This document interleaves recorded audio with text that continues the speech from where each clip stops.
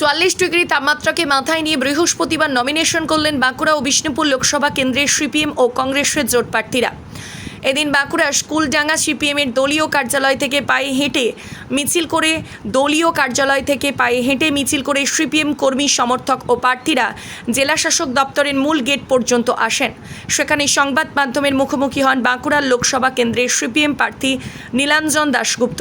এই দিন তিনি বলেন যে তার বিষয় 100% আশাবাদী, কারণ মানুষ বুঝে গেছে গত 10 বছরের অভিজ্ঞতায় তৃণমূল বা বিজেপিকে ভোট দিয়ে কোনো লাভ নেই। মানুষের কথা শুধু বামপন্থীরাই বলেন, তাই সাধারণ মানুষ আবার ফিরে আসছেন।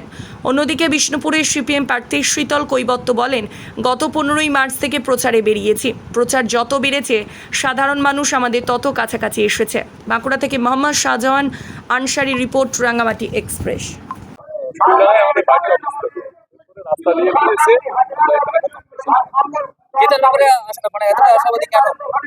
কারণ মানুষ বুঝে গেছে গত 10 বছরের অভিজ্ঞতায় তৃণমূল বা বিজেপিকে ভোট দিয়ে কোনো লাভ নেই। কেউ কিছু করবেন না, মানুষের কথা শুধু বামপন্থীরাই বলে। তাই এবারে মানুষ ফিরে আসছেন এবং তারা বামপন্থী প্রার্থীকেই জয়যুক্ত করবেন বলে দৃঢ় প্রতিজ্ঞ।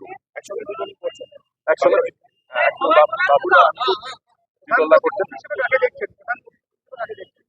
প্রধান প্রতিপক্ষ মানে আমি দুজন প্রতিপক্ষকে এক হিসেবেই দেখছি, ওনারা আলাদা কিছু নন। তৃণমূল এবং বিজেপির মধ্যে কোনো পার্থক্য নেই, এটা মানুষ বুঝতে পেরেছেন। তাই আমাদের প্রধান প্রতিপক্ষ ওরা দুজনে একসাথে।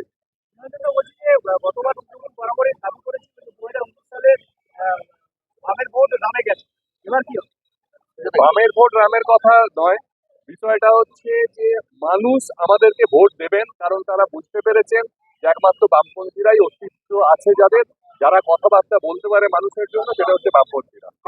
আর এক কথায় বলা যেতে পারে বামপন্থীরা ভালো আছে, পার্লামেন্টে বামকে প্রয়োজন।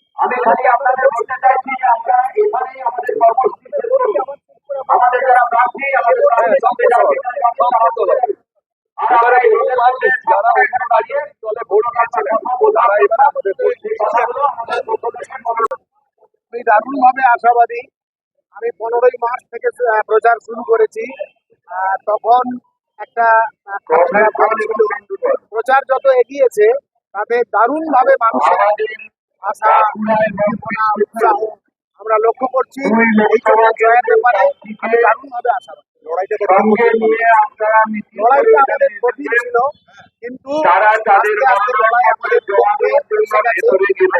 আমাদের নিয়ন্ত্রণে